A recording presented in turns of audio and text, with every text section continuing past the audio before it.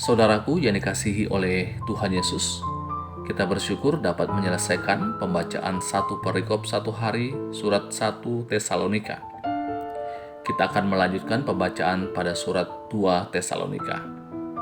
Sebelum kita membaca kitab ini, terlebih dahulu kita perlu memahami tentang surat 2 Tesalonika. Penulis surat 2 Tesalonika adalah Paulus. Tanggal penulisan sekitar 51 atau 52 Masehi. Dan surat ini terdiri dari 3 pasal.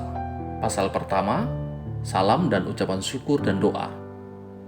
Pasal 2, kedurhakaan sebelum kedatangan Tuhan dan dipilih untuk diselamatkan. Pasal 3, berdoa dan bekerja, dan salam. Adapun latar belakang penulisan surat 2 Tesalonika ini sama situasinya dengan ketika ia menulis surat yang pertama. Oleh karena itu, mungkin surat ini ditulis beberapa bulan saja setelah surat pertama ketika Paulus masih bekerja di Korintus bersama Silas dan Timotius. Rupanya ketika diberitahu mengenai penerimaan surat pertama dan beberapa perkembangan baru di tempat itu, Paulus tergerak untuk menulis surat kedua kepada jemaat ini. Apa tujuan penulisan surat ini? Tujuan penulisannya mirip dengan tujuan penulisan surat yang pertama, yaitu menghibur orang percaya yang baru dianiaya.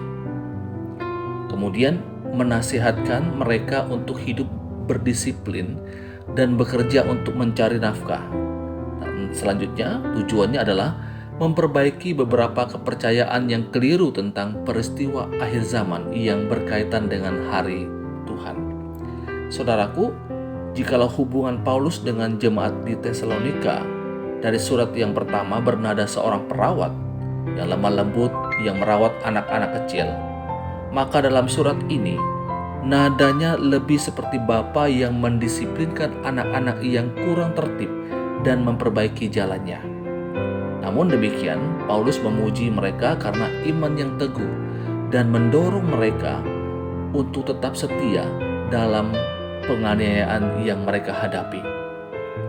Adapun ciri-ciri khas dari 2 Tesalonika ini, ada 3 ciri khasnya. Yang pertama, surat ini berisi bagian yang paling lengkap dalam Perjanjian Baru mengenai pelanggaran hukum yang tanpa kendali dan penipuan pada akhir sejarah.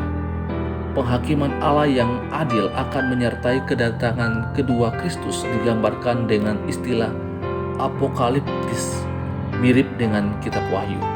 Yang ketiga, kitab ini memakai istilah-istilah eskatologi untuk anti-Kristus yang tidak digunakan di bagian Alkitab yang lain.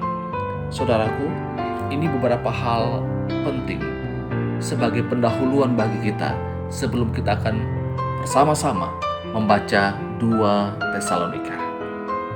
Kiranya kita akan senantiasa diberikan kekuatan oleh kuasa Roh Kudus untuk membaca dan merenungkan kebenaran firman Tuhan.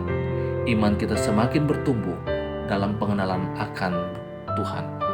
Roh Kudus akan memampukan kita dan menguatkan kita. Soli Deo Gloria.